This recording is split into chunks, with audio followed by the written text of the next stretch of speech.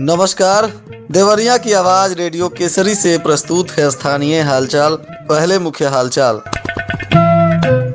रोजगार मेला में 69 अभ्यर्थियों का हुआ चयन। 26 बच्चों का कॉन्क्लियर इम्प्लांट के लिए किया गया चयन। लापरवाह लेखपाल को जिलाधिकारी ने किया निलंबित। 110 दिन से लगातार चीनी मिल चलाने की मांग को लेकर धरने पर बैठे किसान। उद्योग के लिए 930 करोड़ की योजना धरातल पर उतरी। स्थानीय हालचाल के इस अंक के साथ मैं अनिकेत मिश्र। अब हालचाल विस्तार से। विकास खंड परिसर पथरदेवा में दीनदयाल उपाध्याय ग्रामीण कौशल्य योजना उत्तर प्रदेश के द्वारा सेवा योजन कार्यालय के संयुक्त तत्वाधान में रोजगार मेला का आयोजन किया गया था। इसका उद्घाटन खंड विकास अधिकारी पथरदेवा अनिल कुमार सिंह के द्वारा किया गया। इस रोजगार मेला में 147 अभ्यर्थियों ने हिस्सा लिया था। इसमें 4 कंपनियों के द्वारा चयन किया गया, जिसमें कुल साक्षात्कार लेकर 69 अभ्यर्थियों का चयन हुआ। जिले के 0 से 5 वर्ष तक के जन्म से गूंगे बहरे बच्चों की पहचान कर उनका इलाज कराने के लिए सीएमओ कार्यालय में जिलाधिकारी अखंड प्रताप सिंह की अध्यक्षता में स्क्रीनिंग कैंप का आयोजन किया गया। इस स्क्रीनिंग कैंप में doctor SN Mehrotra memorial ENT foundation Kanpur के द्वारा आवाज सुनने एवं बोलने में काफी परेशानियों का सामना करने वाले 64 बच्चों की स्क्रीनिंग की गई। इनमें से 26 बच्चों को कॉन्क्लियर इम्प्लांट के लिए चिन्हित किया गया है। उनकी ऑडियोलॉजिस्ट के द्वारा जांच भी की गई है। मौके पर जिलाधिकारी अखंड प्रताप सिंह ने कहा कि ADP योजना के तहत गंभीर मामलों वाले बच्चों को अभिभावक के साथ कॉन्क्लियर इम्प्लांट हेतु doctor SN Mehrotra memorial ENT foundation Kanpur भेजा जाएगा, जहां ऑपरेशन कराकर वे अपना सफल इलाज कराएंगे। उन्होंने कहा कि अब तक जिले के 16 मुख बधिर बच्चों की कानपुर में सर्जरी कराई गई है। जिलाधिकारी ने बताया कि 6 वर्षीय देव मौर्य की कॉन्क्लियर इम्प्लांट की सर्जरी मेहरोत्रा ENT अस्पताल में कराई गई थी। सर्जरी के बाद 2 वर्ष स्पीच थेरेपी के बाद वह अब सामान्य बच्चों की तरह बोल सुन सकता है और स्कूल भी जाता है। जिलाधिकारी अखंड प्रताप सिंह की अध्यक्षता में और पुलिस अधीक्षक संकल्प शर्मा की उपस्थिति में बरहज तहसील में संपूर्ण समाधान दिवस का आयोजन हुआ, जहां कुल 23 मामले आए थे। इनमें 2 का मौके पर ही निस्तारण किया गया। सर्वाधिक 11 प्रकरण राजस्व विभाग से लंबित रहे। ग्राम बढ़िया हरदो निवासी संजीव यादव पुत्र रामायण ने सरकारी भूमि पर हरे पेड़ की अवैध कटाई में लेखपाल की संदिग्ध भूमिका की शिकायत की और मौके की तस्वीर भी दिखाई। जिलाधिकारी ने प्रथम दृष्टया शिकायत को सही पाया और मौके पर ही लेखपाल चंद्रशेखर को निलंबित करने का निर्देश दिया। नंदना वार्ड निवासी रामायण पुत्र विजयी ने दाखिल खारिज से जुड़े प्रकरण में तहसील में सक्रिय प्राइवेट व्यक्ति राजेश के द्वारा रिश्वत मांगने का आरोप लगाया। जिलाधिकारी ने प्रकरण को गंभीरता पूर्वक लेते हुए आरोपी व्यक्ति को जाँच के लिए थाने भेजने का निर्देश दिया।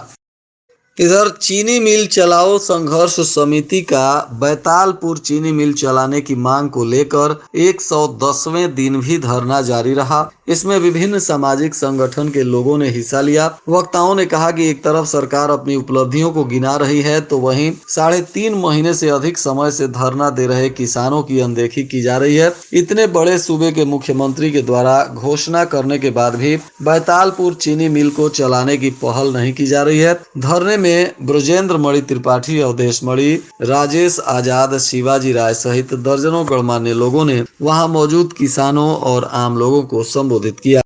देवरिया में ग्राउंड ब्रेकिंग सेरेमनी 4.0 का शुभारंभ जिला पंचायत सभागार में हुआ। इसमें 930 करोड़ रुपए की परियोजनाएं धरातल पर उतरी हैं, इसकी जानकारी दी गई। सेरेमनी में 100 से अधिक निवेशक, उद्यमी और भाजपा नेता शामिल हुए। इसमें उद्यमियों ने अपनी उपलब्धियां और समस्याएं भी साझा की। इन योजनाओं से करीब 5000 लोगों को रोजगार मिलने की उम्मीद जताई गई है। ग्राउंड ब्रेकिंग सेरेमनी का शुभारंभ सदर विधायक शलभ मणि त्रिपाठी और MLC प्रतिनिधि राजू मणि तथा जिलाधिकारी अखंड प्रताप सिंह और भाजपा नेत्री निर्मला गौतम ने दीप प्रज्वलित कर किया।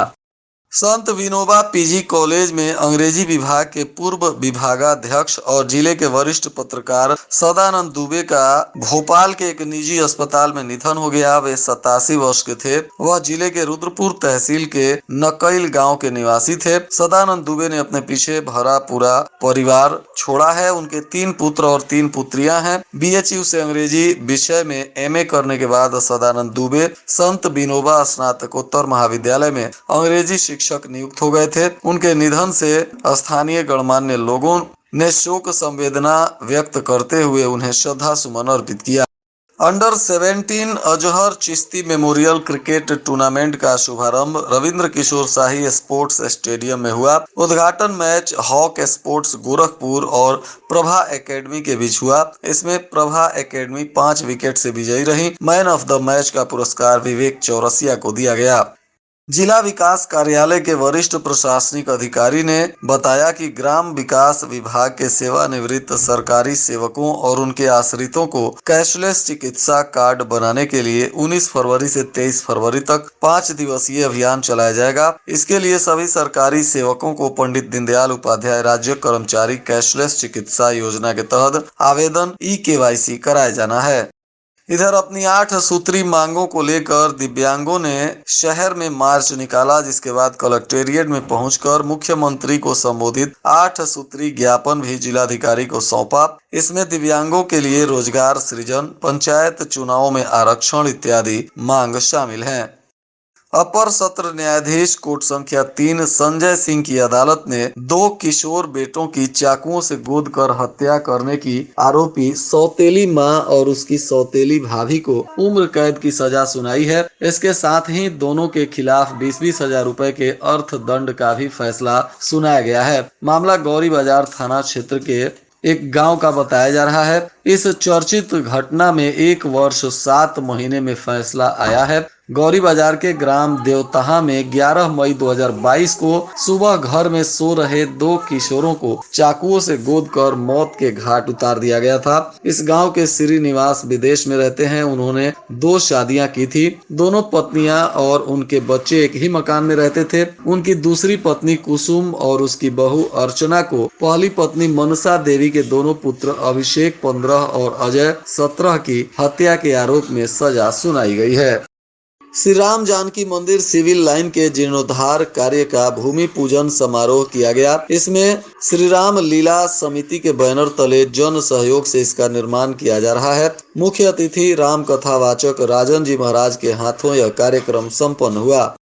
महिला पुलिसकर्मी से दुष्कर्म का आरोपी दरोगा निलंबित होने के बाद भी लाइन में आमद नहीं कराया है। वह मुकदमा दर्ज होने की सुगबुगाहट होने पर 14 फरवरी से 3 दिन की छुट्टी पर चला गया था। उसके बाद से ही उसका पता नहीं है। एसपी ने उसे निलंबित भी कर दिया था। आजमगढ़ जिले में तैनात एक महिला कांस्टेबल ने गौरी बाजार थाने के बैतालपुर चौकी प्रभारी अंकित सिंह पर दुष्कर्म का आरोप लगाते हुए तहरीर दी थी और इसकी जानकारी होने पर दरोगा अंकित सिंह 14 फरवरी को 3 दिन की छुट्टी लेकर चला गया। 15 फरवरी को मामले में गौरी बाजार पुलिस ने अंकित सिंह के विरुद्ध विभिन्न धाराओं में केस दर्ज कर लिया है। इसके बाद दरोगा वापस ड्यूटी पर नहीं लौटा है। पुलिस अधीक्षक ने उसे 18 फरवरी को ही निलंबित कर दिया है। निलंबन होने के 24 घंटे के बाद भी दरोगा ने लाइन में आमद नहीं कराया है, जिसे लेकर पुलिस विभाग में चर्चाओं का बाजार गर्म है। उत्तर प्रदेश और बिहार से सटे जिलों के प्रशासनिक और पुलिस अधिकारियों की बैठक प्रतापपुर चीनी मिल के डाक बंगले में हुई। इसमें चुनाव और कानून व्यवस्था पर चर्चा की गई। बैठक में चुनाव के दौरान दोनों प्रांतों के सभी थानों के टॉप 10 अपराधियों और अराजक तत्वों को चिन्हित करने और उन पर कार्रवाई किए जाने को लेकर समन्वय स्थापित किए जाने की सहमति बनी, ताकि वे चुनाव के दौरान किसी भी प्रकार की गड़बड़ी पैदा न कर सकें। और आज के मौसम का तापमान देवरिया में न्यूनतम 16 डिग्री सेल्सियस और अधिकतम 26 डिग्री सेल्सियस रहने की संभावना है। अंत में मुख्य हालचाल एक बार फिर। रोजगार मेला में 69 अभ्यर्थियों का हुआ चयन। 26 बच्चों का कॉन्क्लियर इम्प्लांट के लिए किया गया चयन। लापरवाह लेखपाल को जिलाधिकारी ने किया निलंबित। 110 दिन से लगातार चीनी मिल चलाने की मांग को लेकर धरने पर बैठे किसान। उद्योग के लिए 930 करोड़ की योजना धरातल पर उतरी। इसके साथ ही रेडियो केसरी से प्रसारित स्थानीय हालचाल का यह अंक समाप्त हुआ। नमस्कार।